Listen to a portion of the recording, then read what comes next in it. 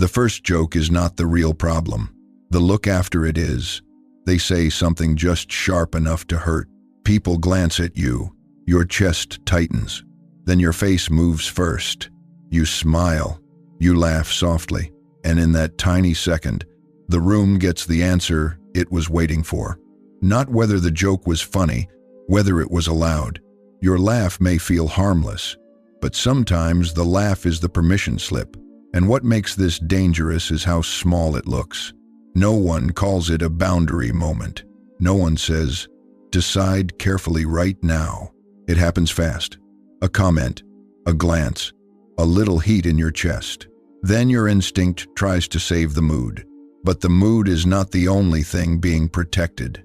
Your position is being negotiated in public. The first mistake happens before you say a word. It happens when your face rushes ahead of your judgment. You feel the comment land.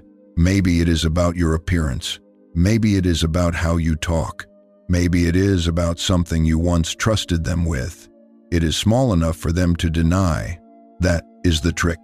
If you object, they can say, "Relax, it was just a joke." So you try to look relaxed before you actually are. You smile because silence feels too heavy.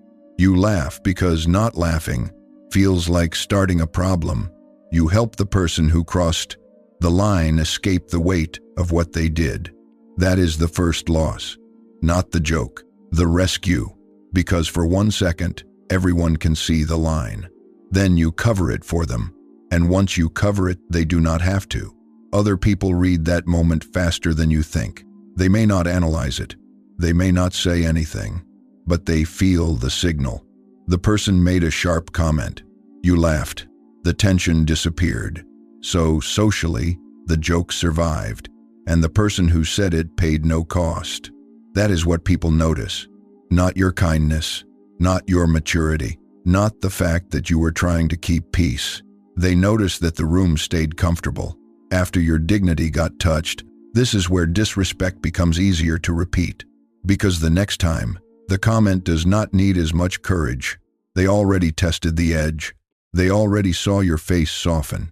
They already learned that if they wrap it in humor, you might help them carry it across the line. And the most uncomfortable part is this. Sometimes people are not looking for your anger. They are looking for your permission. Your laugh gives them a clean exit. This is why the title is true.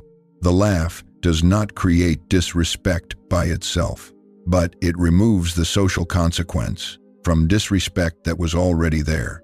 A disrespectful joke has two parts: the words they say, and the response that teaches them what those words cost. If your response says, "Nothing happened," then the lesson is simple. Nothing costs nothing. That is the mechanism.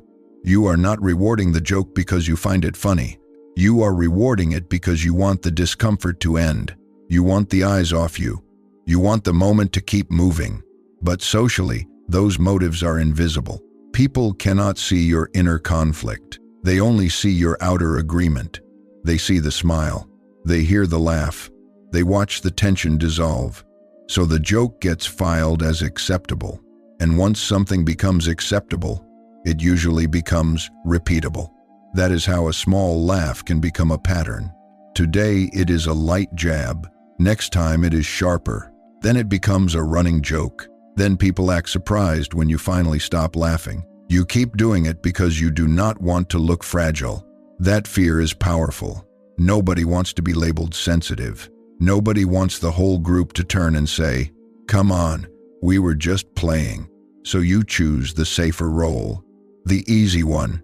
The person who can take it. The person who does not make things awkward. But there is a quiet cost to that role. Every time you perform being unbothered, when you are actually bothered, you train yourself to abandon your own signal. Your body says, "That crossed something." Your face says, "It is fine." And over time, people are not the only ones who stop believing your discomfort. You stop believing it too.